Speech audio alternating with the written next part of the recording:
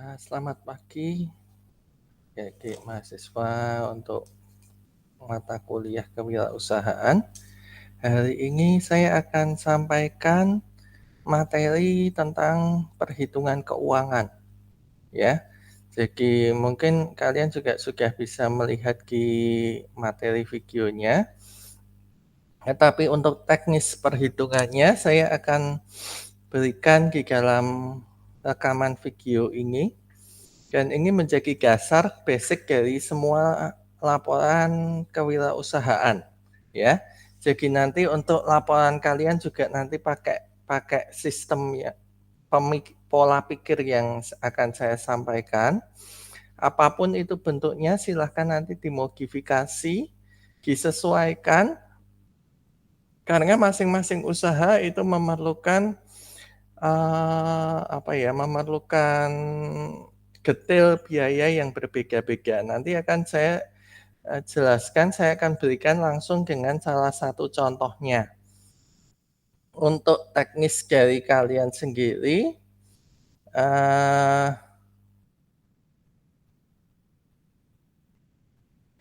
nanti bisa menyesuaikan dengan apa yang kalian lakukan ya. Oke, saya tidak akan perpanjang pengantarnya. Saya akan langsung buka untuk penjelasannya. Nanti kalau ada yang kurang jelas, silahkan ditanyakan di grup ya, di grup WhatsApp. Tanyakan saja apa yang akan belum jelas supaya nanti saya bisa menjelaskan. Jadi seperti persepsi kemarin itu.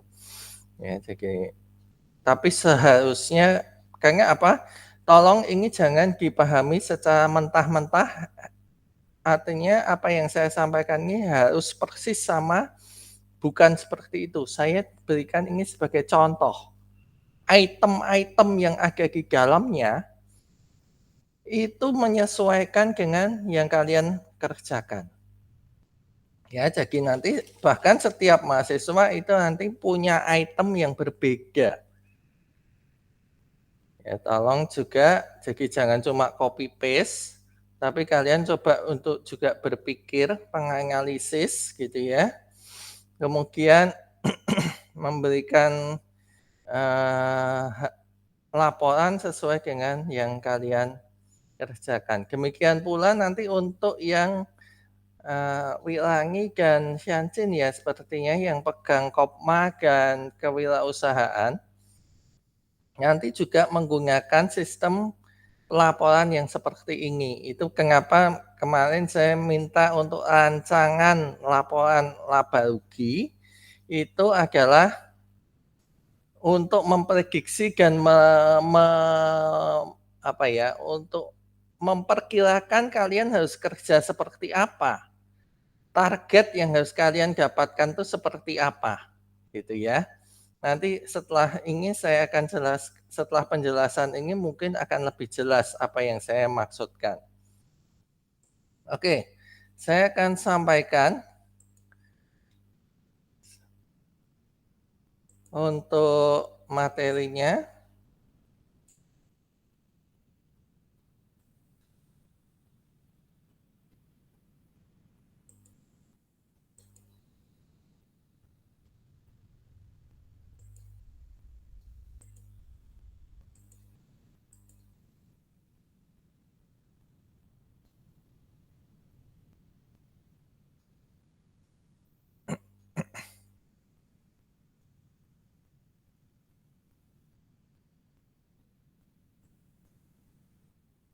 Oke, sudah muncul ya.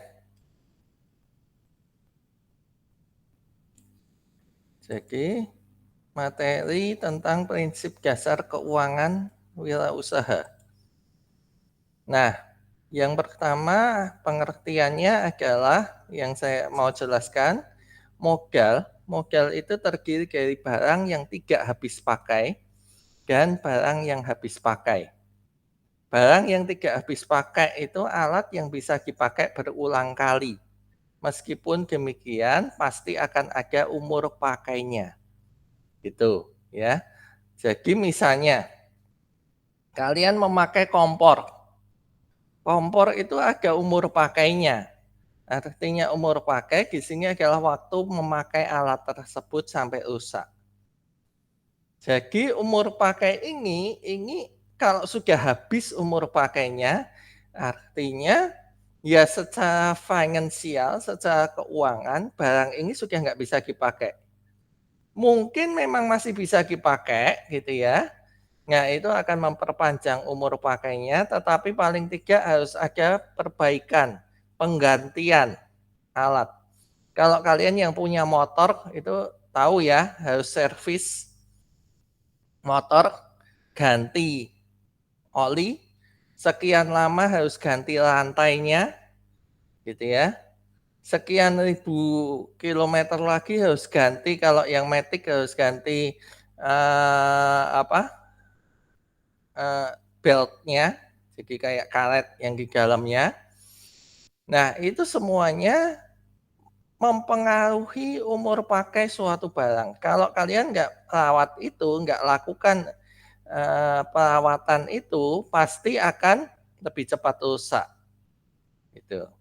Nah, umur pakai inilah yang kemudian nanti akan membuat pada saat usaha kita berjalan, pada dan barang ini rusak, alat ini rusak, kita sudah bisa beli kembali alatnya tanpa harus ambil modal lagi. Jelas ya? Jadi misalnya kompor. Kompor itu, eee, saya perkirakan umur pakainya itu 5 tahun misalnya gitu ya, misal gitu ya. Artinya nanti setelah 5 tahun, saya tetap jalankan usaha ini, pada waktu tahun kelima saya sudah bisa beli kompor lagi, tanpa saya harus cari modal baru lagi. Dari mana uangnya? Yaitu dari hasil usaha saya. Itu kayak semacam ditabung gitu ya. Jadi itu nanti akan ditabung, kemudian nanti pada saat umur pakainya habis, saya sudah bisa beli lagi. Nah, alat-alat yang tidak habis pakai ini, itu bisa dipakai berulang kali. Itu yang tadi saya jelaskan, tapi pada saatnya memang harus ganti. Panci, panci itu ya memang kalau kalian punya punya panci atau wajan gitu ya, kalau yang udah di rumah, kalau waktu sebelum ke sini mungkin pernah lihat ibu beli panci baru, mama beli panci baru, karena panci yang lama ternyata sudah berlubang. Nah itu rusak, itu pasti. Semua alat tidak ada yang bisa dipakai selamanya. Oleh sebab itu dikenal yang namanya penyusutan, ini yang tadi saya bilang. Berkurangnya nilai suatu barang dalam kurun waktu tertentu. Ini penyusutan namanya. Bukan bukan menyusut mengecil bukan, tetapi nilai rupiahnya itu yang berkurang. Kalau kompor kamu beli baru harganya 250 gitu, setelah kamu pakai setengah tahun, harga kalau kamu mau jual kompor itu pasti nggak bisa 250 lagi harganya. Sesuai dengan umur pakainya, sesuai dengan waktu pakainya. Kalau setiap hari kompor itu nyala 24 jam sehari, tentunya umur pakainya akan lebih singkat. Kalau kompornya hanya nyala paling 2-3 jam sehari, umur pakainya akan lebih panjang. Nah, penyusutan ini dapat kita perkirakan, dikira-kira, mungkin nggak tepat gitu ya, tapi kita perkirakan kapan ini akan habis, tuh. Nah, ini saya kasih contoh ini, misalnya kompor umur pakainya, 3 tahun, harga belinya 240, berarti tiap tahun nilai kompor itu berkurang 80.000.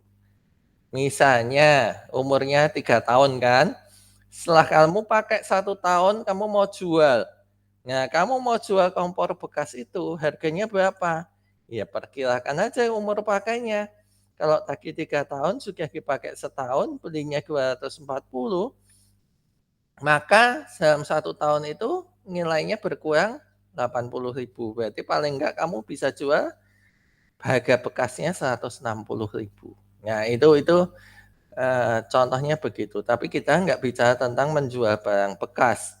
Di sini yang saya bicarakan adalah nanti setelah 3 tahun, kita harus bisa beli lagi kompor yang baru dengan harga 240 memakai biaya penyusutan kita, gitu, ya. Jadi jangan sampai nanti setelah barangnya rusak, mau beli, nggak ada duit. Nah, itu salah, itu usaha yang salah, gitu. Ya, jadi itu dalam semua bentuk usaha apapun seperti itu, ya. Misalnya usaha ekspedisi, ekspedisi tahu? JNE, JNT, Si Cepat, misalnya gitu ya, Tiki, itu mereka, eee, yang buat operasional apa? Komputer pasti, ya, kendaraan, ada mobil, motor, dan sebagainya, pasti itu. Nah, itu ada umur pakainya dan itu harganya bukan harga yang murah untuk satu satu truk itu harganya, bisa ratusan juta gitu ya, 600, 700 juta gitu ya. Nah, kalau itu truk itu dipakai 5 tahun gitu ya, kemudian tiba-tiba harus ganti, karena apa harus ganti? Karena perbaikannya sudah nggak nutup lagi, artinya semakin lama usia suatu barang, terutama barang yang sifatnya, apa ya, ya kayak kendaraan, komputer, elektronik gitu ya, itu makin tua umurnya, biaya perbaikannya akan makin tinggi, ya. Jadi kalau motor kenapa kalau kalau kamu beli, jangan yang terlalu tua gitu ya, karena apa, kamu harus mengganti spare part-nya akan semakin mahal. Nah, kalau sudah mahal begitu biasanya ekspedisi harus menjual itu, truknya harus dijual, beli lagi truk yang baru. Bagaimana caranya kalau mau beli lagi kalau tidak ada uang penyusutannya? Ya, tentunya nggak bisa kan, oleh sebab itu harus ada penyusutannya. Contoh yang lain, selang regulator gas, ya. Kalau kalian beli tabung gas ya, tabung.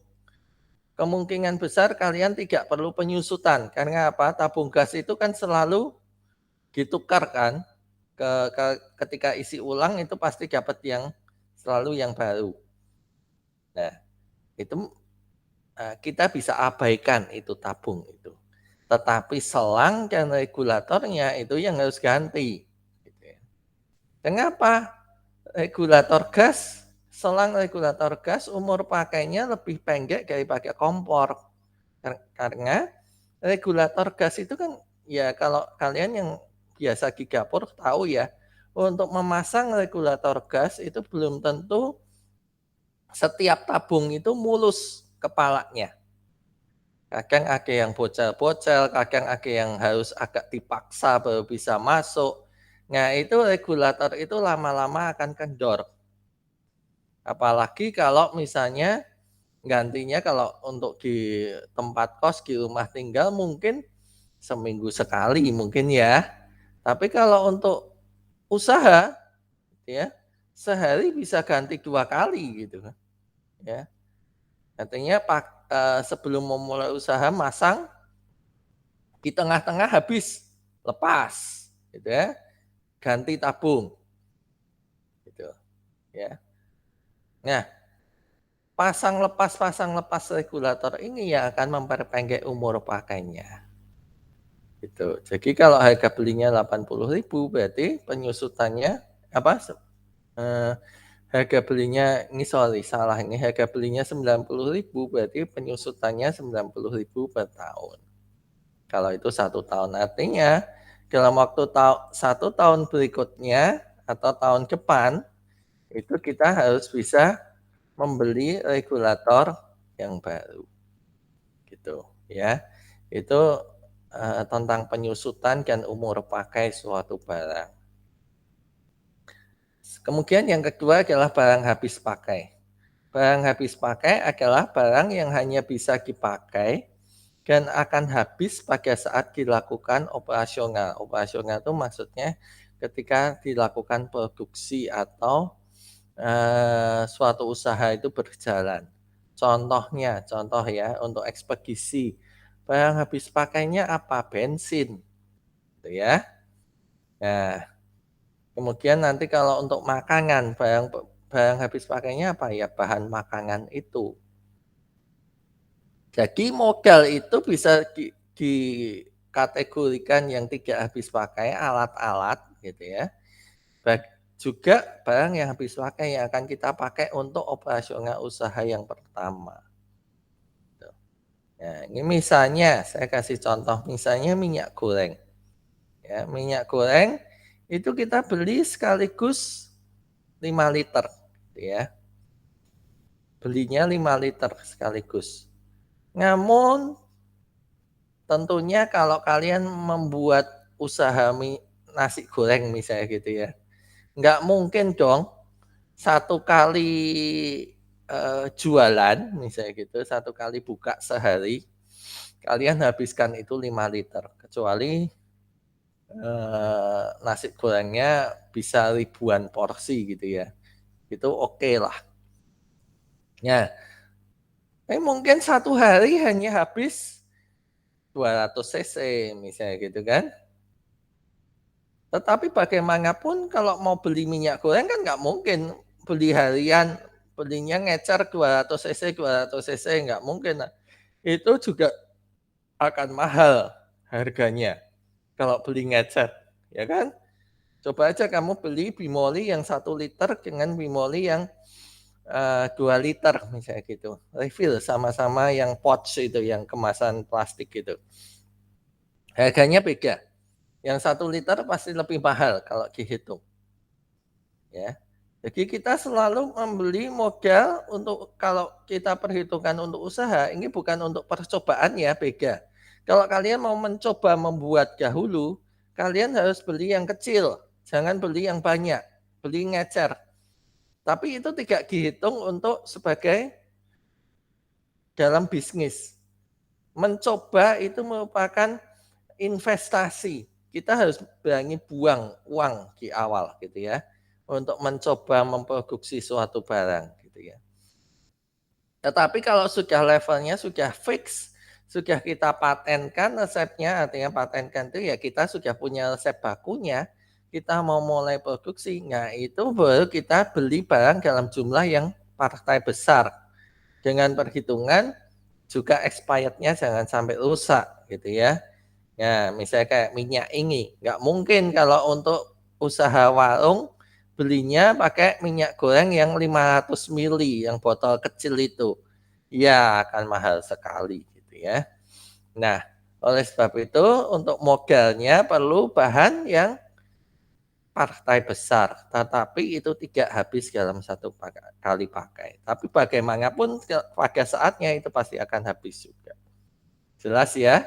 Jadi kalau barang yang habis pakai itu barang yang berkurang setiap kali kita usaha. Yang tidak habis pakai itu barang yang bisa kita pakai berulang kali. Gitu. Oke? Nah, saya kasih contoh aja. Ya, saya kasih contoh. Usaha saya buat aja ya contoh. Ini contoh eh, ya beneran atau enggak itu saya nggak akan komentar di situ. Namun saya akan kasih contoh yang detail gitu ya. Dan ini detail inilah yang harus kalian breakdown ketika kalian mulai membuat proposal nantinya. Yang sebentar lagi ya, beberapa minggu lagi akan kalian presentasikan. Oleh sebab itu tolong dipersiapkan juga. Saya kasih contoh wirausaha Korean Garlic Cheese Bread. Enggak tahu ya, yang sempat ngetren sekitar tahun lalu itu sempat ngetren, ya. Nah, saya kasih contoh modal. Modalnya itu yang barang tidak habis pakai. Barang tidak habis pakainya apa saja. Di sini ada mixer, ada baskom, spatula, sendok takar, sendok besar dan kecil, timbangan, loyang, big mat. Big mat itu semacam apa ya? silikon untuk alas loyangnya. Ya kalau yang suka masak tahu ini, oven, regulator, dan selang tabung gas. Nah, kenapa saya kasih contoh ini, karena saya cukup familiar dan cukup cukup apa ya, cukup mengetahui lah seluk-beluk tentang kuliner gitu ya. Dan saya agak passion untuk kuliner gitu ya. Oleh sebab itu saya tahu detailnya. Jadi kalau kalian punya mau buka usaha, mau bikin usaha di proposal, kalian harus punya passion di situ sehingga tahu detailnya. Kok sampai ada spatula mungkin yang nggak biasa di dapur mungkin bingung gitu ya, spatula ki opo gitu ya, spatula itu apa sih gitu ya. Big Mat itu seperti apa sih bentuknya nggak bisa bayangkan gitu ya. Tapi kalau yang sudah terbiasa dengan dapur, terbiasa dengan istilah-istilah ini. Jumlahnya juga harus ada ya. Jumlahnya kalian harus sudah setkan mau berapa buah. Sendok takar itu apa sih? Sendok yang ada ukurannya, ada yang sendok takar itu macam-macam, ada yang mili, ada yang cup gitu ya, setengah cup, 1 cup ya, seperempat cup itu sendok takarnya seperti itu ya. Nah, harganya ini kalian bisa bisa cek gitu ya, bisa cek untuk harga ini di online shop termasuk ongkirnya gitu ya. Nah, ini modal yang harus dikeluarkan di awal ya untuk barang yang tidak habis pakai. Artinya barang-barang ini akan bisa dipakai berulang kali. Dan umur pakainya itu di sini. Berapa bulan umur pakainya? Ya, misalnya mixer. Mixer saya perkirakan 2 tahun, 24 bulan. Gitu ya. 24 bulan. Ini satuannya harus sama semua ya. Kalian kalau mau pakai hari monggo silahkan. Bulan silahkan, minggu silahkan. Tetapi harus konsisten sampai ke belakang ya. Jangan di sini bulan nanti di belakangnya jadi minggu itu beda nanti ya. Setiap satuan waktu yang dipakai itu sama dari awal sampai akhir. Ya, kalau saya pakai satuan dalam hal ini saya contohnya satuannya bulan. Mixer 24 bulan, berarti penyusutan per bulannya itu dihitung dari ini ya, 575 ini dibagi dengan 24. Hasilnya ini. Itu 1 bulannya sekian. Itu berlaku untuk semuanya ya. Berlaku untuk semuanya. Semua misalnya ini oven harganya memang mahal 2.250.000. Umur pakainya perkirakan 24 bulan. 1 bulannya penyusutannya sekian. Kalau kamu bilang ovennya kayaknya nggak terlalu banyak dipakai, Pak. Kayaknya 3 tahun, 4 tahun masih bisa. Monggo silahkan. Ini diganti. Jadi ini yang menentukan adalah kalian, ya. Berdasarkan perkiraan. Perkiraan ini ada di internet. Kalian bisa lihat umur pakai dari setiap barang itu ada di internet. Ya. Kenapa Big Mat ini cuma 6 bulan? Ini silikon. Begitu dipanggang, cuci, panggang, cuci, panggang, cuci, kemungkinan untuk robek itu nggak lama gitu ya. Makanya saya pakai 6 bulan. Sehingga besar kecil, kenapa 6 bulan Pak? Kan ini kan logam ya, logam atau plastik lah, itu kan awet Pak. Iya, kalau kalian bisa pengalaman, ini bicara lagi pengalaman. Sendok itu nggak bertahan lama karena apa? Kemungkinan pertama hilang. Kedua, rusak. Rusaknya itu karena kotor misalnya gitu. Nggak bisa dicuci lagi. Gitu, ya. Nah itu sesuai dengan keperluannya. Oke, jadi 1 bulan kita anggap penyusutannya sekian.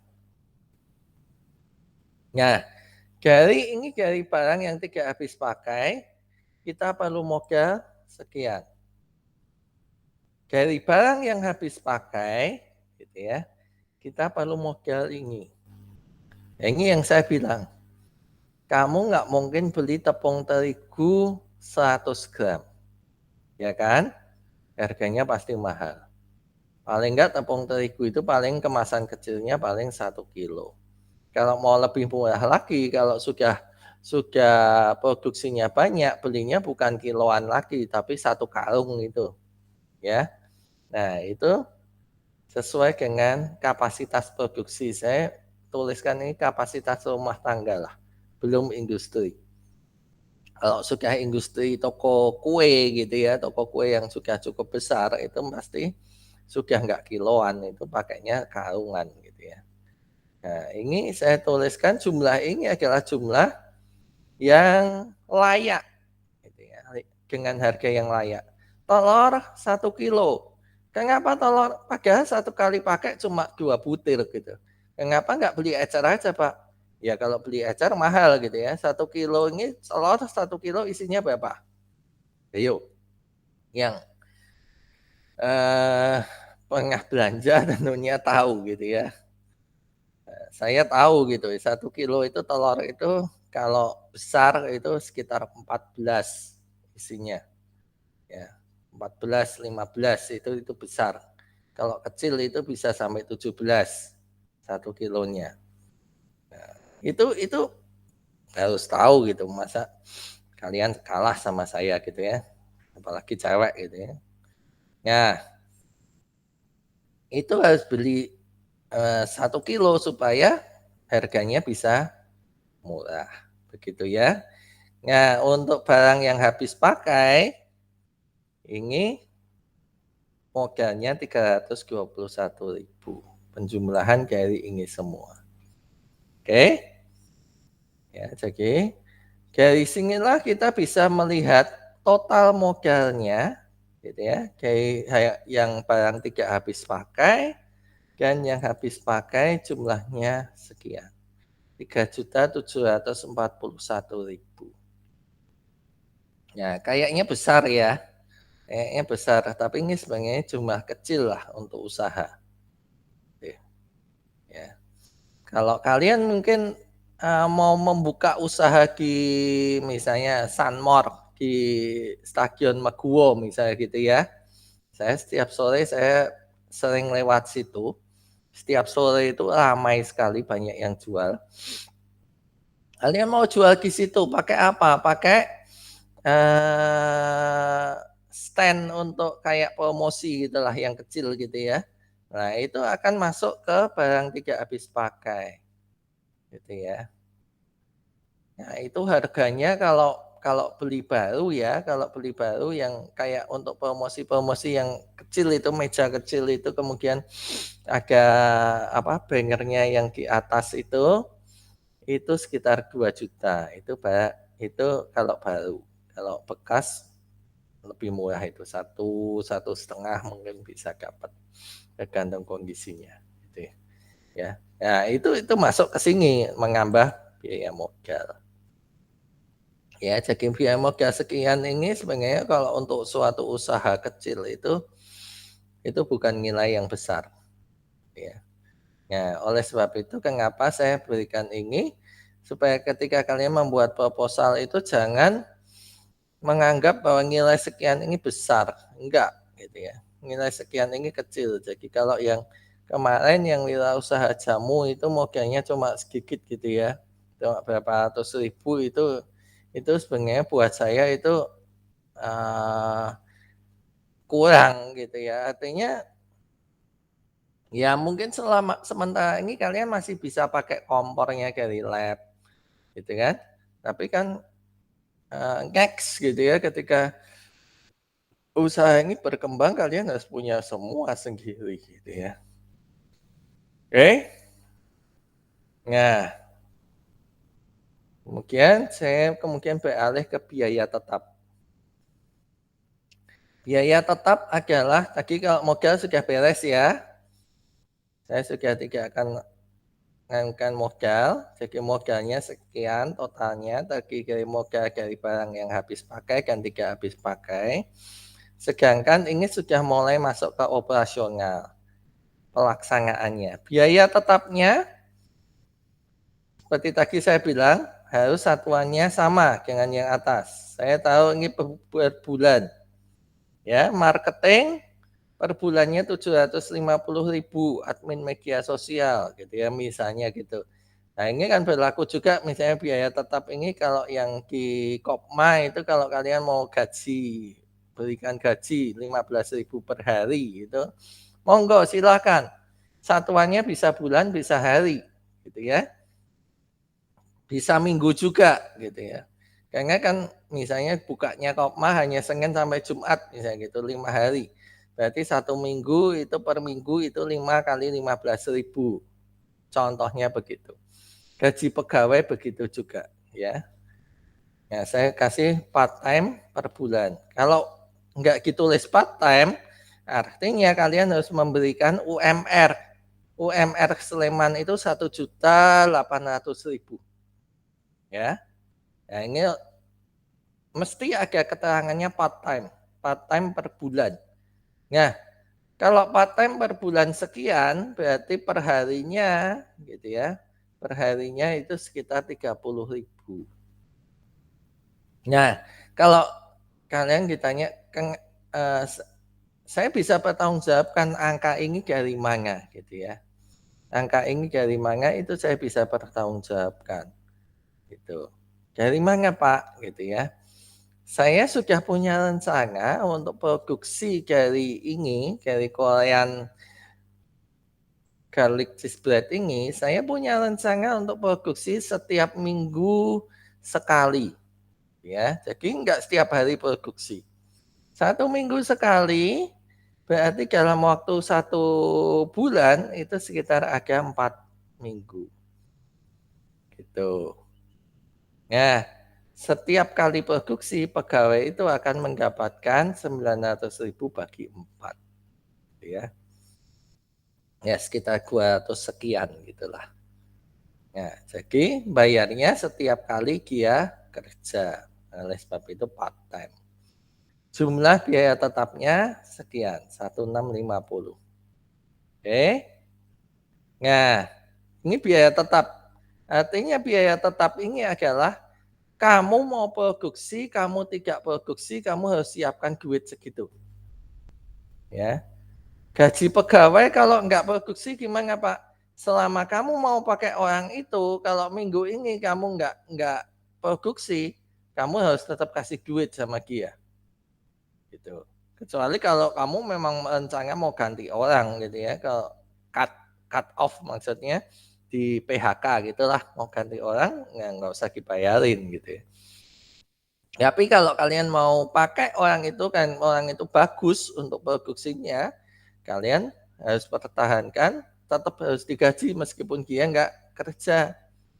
Ya, oleh sebab itu kenapa kalau masa pandemi gini, yang gimana usaha-usaha kecil yang biasanya di pinggir jalan, di kafe, di mall, itu banyak sekali yang mem-PHK karena mereka gaji pegawai ini itu merupakan biaya tetap.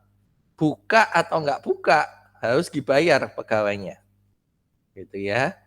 Nah, oleh sebab itu strategi bisnis yang paling utama adalah untuk mengurangi biaya tetap. Itu sangat-sangat relevan. Gitu. Menghematlah apa yang bisa dikerjakan, kerjakan sendiri. Saya di apotek saya hanya punya 3 pegawai. 1 apoteker pendamping dan 2 karyawan. Terus gimana Pak? Yang lainnya saya kerjakan sendiri. Saya sore aja di sana. Gitu ya. Kemudian kalau pagi siang begini, istri saya yang handle di sana sama mama. Jadi semaksimal mungkin kita mengurangi gaji pegawai karena itu merupakan biaya tetap. Ya, pasiennya yang masuk 10, 20, 30 orang per hari, gajinya kita ke pegawai harus tetap sama kan. Nggak bisa kalau 10 orang gajinya sekian, nanti kalau perharinya yang datang 50 orang gajinya sekian, nggak ada cara begitu, nggak ada. Oleh sebab itu untuk suatu usaha, strategi yang paling utama untuk menurunkan, biaya adalah biaya tetapnya. Kemudian biaya variabel adalah biaya yang dikeluarkan setiap kali produksi per resep. Saya kasih ini ya, per resep ini, ya, oke. Nah, per resep itu butuhnya sekian jumlahnya, yang tadi saya bilang itu kan. Ya, per resep itu butuhnya sekian. Nah, kalau sekian, ya itu akan mengurangi yang ini, gitu kan.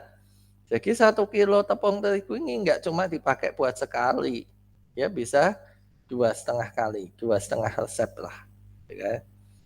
Nah, satu resep itu kalau dibagi biayanya sekian. Tenaga kerja harus dimasukkan, ya, itu yang tadi saya bilang tadi, harus masuk. Penyusutan resep, gitu ya, ini yang tadi angkanya ini dari atas, kalau kalian masih ingat, ini penyusutan per bulan, ya. Penyusutan per bulan itu kan 165.200 sekian per bulan. Harus ada asumsinya, ya. Asumsinya adalah kita harus buat 20 resep per bulan. Itu asumsi, artinya kita perkirakan gitu ya. Dan asumsi itu nggak boleh terlalu jauh dari kenyataannya. Kalau bagaimana kalau jauh? Ya nanti ketika nanti, sudah jalan, sudah running, makanya saya bilang, ini proposal, asumsi. Kalau sudah laporan, sudah bukan asumsi lagi gitu ya. Ya memang kenyataannya akan seperti apa, ini bisa berubah, ya. Jadi kalau per bulan kita membuat 20 resep, gitu ya. 1 bulan kita mau buat 20 resep, berarti 1 bulan 165 ini dibagi 20, hasilnya 8.000 sekian untuk 1 resep, ya. Packaging, kemasan, ya. Kenapa 12 buah? Karena per resep akan menjadi ini, ya. Per resep itu akan menjadi 12 buah roti. Sehingga kemasannya kita perlu 12 juga. Delivery-nya dari mana? Misalnya ini saya buat ini ya, kenapa 4.000? Ya, kenapa 4.000? Karena saya asumsikan gitu ya, biaya harga jualnya ini, harga jual per rotinya 20.000. Ya, 20.000 untuk biaya Gojek ya, kalau kalian mau masukkan GoFood gitu ya. Kalau masukkan GoFood itu 20%. Ya, 20% berarti delivery-nya itu 4.000 per roti. Oke. Nah, kalian bisa silakan. Ini delivery ini kalau nggak mau pakai GoFood, mau diantar sendiri, ini juga merupakan biaya delivery-nya. Jadi kalau misalnya mau minta tolong, kamu antar ya, misalnya gitu, ada 10 pesanan kayak ini, ada 10 pesanan berarti, atau ada 10 roti yang harus dikirim, berarti 10 kali 4.000, dia akan mendapatkan 40.000 termasuk bensin dan sebagainya. Nah, itu bisa menjadi biaya kulirnya, gitu ya. Biaya kemasan packagingnya ini, eee, terserah mau packaging apa yang akan dipakai, begitu ya.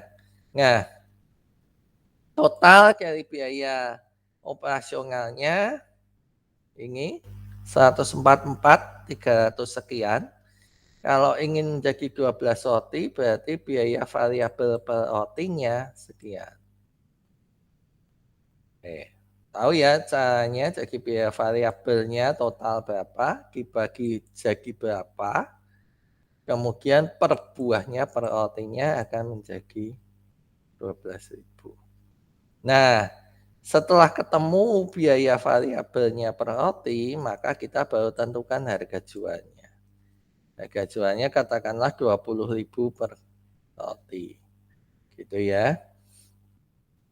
Nah, kalau 20.000 per roti, maka perhitungan BEP-nya, nah itu kan sudah tahu kan, jadi biaya variabelnya sekian, biaya jualnya berapa.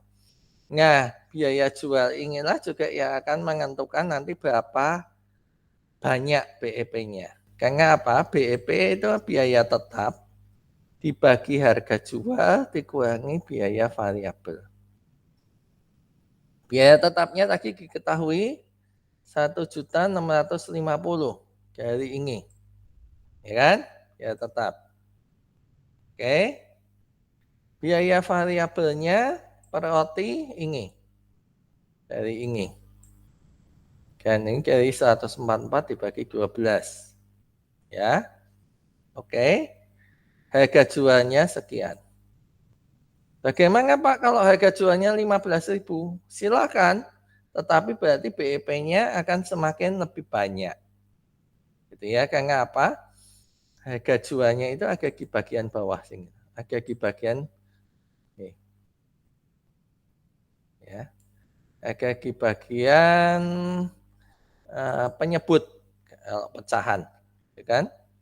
Harga jualnya semakin rendah, maka selisih harga jual dikurangi biaya variabel itu apa?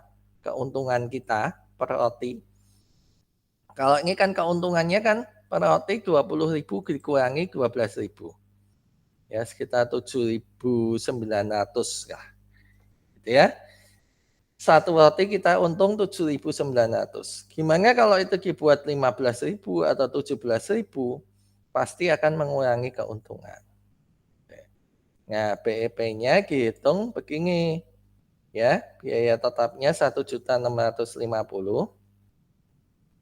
dibagi dengan harga jualnya 20.000 dikurangi 12.031 biaya variabel. Hasilnya BEP-nya 207,1. Maksudnya angka ini apa? Berarti setiap bulan minimal kita harus menjual 208 buah roti. Kalau 208 buah roti kita jual, kita tidak bisa mendapatkan laba. Meskipun ini untung ya, ingat ini sudah untung loh ya. Kita jual rotinya sudah di atas harga variabelnya. Kan kita punya tetap. Oleh sebab itu berulang kali saya bilang, bagaimana caranya untuk mengurangi BEP-nya? Kurangilah biaya tetapnya. Gitu. Nah, kalau di bawah 208, artinya satu bulan kita hanya bisa jual 150 gitulah contohnya. Nah, itu berarti rugi. Kalau di atas 208, barulah dikatakan untung. Meskipun kita sudah jualnya di atas biaya variabelnya. Oke, jelas ya sampai sini? Ya, tolong kalau nggak jelas nanti bisa diulang lagi. Ya, saya ulang sekali lagi ya. Harga jualnya kita sudah di atas harga modalnya. Harga modal variabel lah. Biaya variabel per rotinya. Biaya bahan. Ya, kita sudah jual di atas ini. Tetapi untuk mencapai BEP kita harus perhitungkan biaya tetapnya. Biaya tetap yang semakin besar itu akan menambah BEP-nya. Harga jual yang semakin kecil, kita menurunkan harga jual, berarti kita juga menaikkan BEP-nya. Jadi kalau kita mau jual harga murah, oke silahkan, tetapi kita harus punya target penjualan yang lebih banyak. Kalau harga jualnya 25.000, mungkin akan perhitungan di sini itu mungkin cuma 100 berapa. Ya. Lebih ringan. Tetapi untuk menjual barang dengan harga yang tinggi itu juga nggak mudah buat marketing. Betul? Makin mahal, makin susah itu jualnya. Gitu. Ya. Harus ada up nilai plusnya. kemarin di pemasaran sudah kita bahas ya, bagaimana membuat value, gitu ya. Artinya value itu akan menentukan harga jualnya.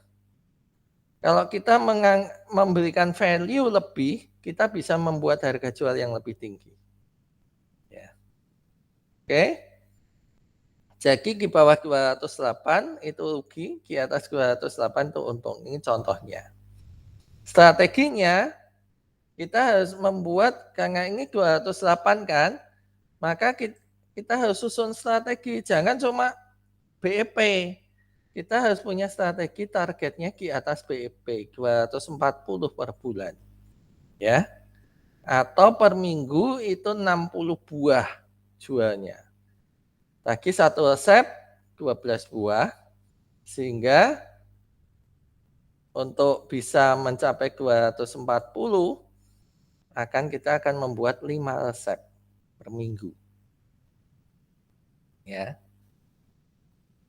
Sampai di sini jelas. Jadi target penjualan kita, strategi kita harus di atas BEP. Supaya kita dapat untung. Gitu ya. Nah, misalnya ini ya, dengan strategi ini, misalnya kita bisa mencapai, wah ternyata ini tercapai apa yang kita targetkan gitu ya, tercapai. Maka ROI itu return of investment. Tadi kita hanya perhitungkan BEP itu biaya tetap, harga jual, dan biaya variabel. Ya kan? Yang kita perhitungkan di BEP itu cuma ini loh, operasional usaha. Oke? Cuma sampai sini. Ini yang buat BEP. Ya, mulai dari biaya tetap, biaya variabel, sama harga jual. Ini buat BEP-nya. Lah terus Pak, yang tadi di atas gimana Pak? Ya, ini kan modal kan? Ya, kita masih punya modal loh Pak, yang 3.700.000 ini. Ini angkanya agak gimana? Angka ini kita hitung di dalam ROI, return of investment. Modal itu adalah investasi. Investment, investasi. Itu ya. Kita harus bisa balikin dong. Jangan 3.700.000 ini kemudian sampai bertahun-tahun nggak balik gitu ya. Nah, itu namanya yang investornya juga rugi. Ngapain lu buang duit 3.700.000 gitu ya. Mendingan 3.700.000 masukin deposito 1 bulan bisa dapat berapa? 4% gitu kan. Malah nambah 4% 1 bulan. Maksud yang saya katakan, jadi untuk bisa mau memberikan modal, kamu harus bisa menunjukkan bahwa modal ini lebih tinggi daripada biaya investasi di bank, deposito katakanlah gitu. Kalau enggak, ngapain gitu ya. Saya kalau mau memberikan modal kepada seseorang, saya selalu tanyakan ini. Saya selalu lihat analisisnya. Kamu mau mengerjakannya benar atau enggak? Kalau return of investment-nya, balik modalnya itu kelamaan, mendingan saya masukin ke bank. Resiko hilang jauh lebih kecil. Kalau bank bahkan nggak mungkin hilang kan. Kalau ini 3.700.000 tiba-tiba kamu 3 bulan melarikan diri, ya duit saya hilang dong yang 3.700.000 gitu kan. Nah, itu resiko ya. Nanti di manajemen keuangan akan lebih banyak lagi saya akan mengajarkan. Jadi di ROI itu kita harus balikin modalnya. Dari mana penghitungnya? ROI adalah total pendapatan dikurangi biaya investasi dibagi biaya investasi kali 100%. Nah, total pendapatannya berapa? Tadi harga jualnya 20.000 kan? Berarti pendapatannya berapa? 20.000 kali 240 buah per bulan. ya. Satuannya ingat harus sama semuanya. Bulan ya bulan semua. Oke. Jadi 1 bulan kita pendapatan kotor kita adalah 4.800.000. Ya. Ini yang seringkali orang salah di dalam berusaha, berwirausaha. Dikiranya 4.800.000 ini bisa dipakai. No, gitu ya. Jangan. Banyak yang rugi itu atau usahanya tiba-tiba tutup sekian bulan karena merasa wah dapat duit 4.800.000 gitu ya. Ada 4.800.000 ini belum buat balik modal, belum buat beli bahan lagi gitu ya. Biaya investasinya berapa? Biaya investasinya tadi di atas total modal nih 3.741.000 ya. Masukkan ke biaya investasinya 3.741. Maka ROI-nya 4.800.000 ya dikurangi 3.741 gitu ya. Dari pengurangan ini dibagi 3.741 kali 100%. Ketemulah angka 28,3%. Berarti kalau kita jual 240 buah per bulan, itu maka kita bisa ngembaliin modal 28%-nya 1 bulan. Untuk balik modal semuanya 3.700.000 lagi butuh waktu selama 3,5 bulan. Jadi ini yang kesimpulannya begini. Selama 3,5 bulan kamu harus jual secara kontinu 240 per bulan.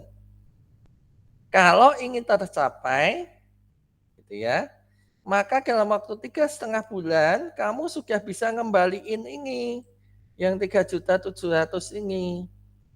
Jadi nominal ini sebenarnya nggak besar, gitu ya. Karena apa? Kamu rutin usaha aja dengan target yang 240 ini, 3,5 bulan kamu sudah bisa balikin dia. Oke?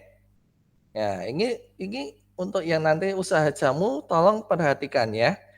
Ini juga nanti akan kalian tuliskan. Dan untuk yang proposal kewirausahaan yang lain juga perlu itu juga gitu ya. Jadi 3,5 bulan kalau kalian mencapai target ini, kalian itu sebenarnya belum untung juga gitu ya. Meskipun itu sudah di atas BEP. Ya kan? Lebih dari 208 per bulan itu untung. Tapi untung ini belum bisa balikin modal. Nah, setelah 3,5 bulan inilah kamu harus tetap mempertahankan kontinuitas ini. Baru kamu bisa mendapatkan ambil untungnya. Ambil untungnya seberapa besar maksimal ini. Jadi kalau 4.800.000 kan, nah ini 4.800.000, setiap bulan kamu bisa ambil keuntungannya 28% setelah modalnya balik. Sebelum modalnya balik, jangan kamu ambil dulu untuk keperluan pribadimu. Belanja baju, belanja sepatu, belanja tas gitu ya. Dapat duit banyak kok. Iya, tapi belum balikin modal gitu ya. Balikin modal dulu gitu ya, yang 3.700.000 itu udah balik modalnya. Next time barulah kamu bisa ambil ini. Ya, seperempat lah, 25% lah. Kalau 4.800.000 berarti kalau seperempatnya berarti 1.200.000. Ya, 1.200.000 itu kamu bisa silahkan kamu mau pakai foya-foya silahkan. Gitu ya. Tapi sebelum balik modal jangan dipakai dulu. Nah, itu strategi bisnis usaha. Gitu ya. Itu yang bisa saya sampaikan untuk materi keuangannya dan silakan kalau nanti ada pertanyaan bisa disampaikan kepada saya. Oke? Selamat pagi, sampai bertemu kembali.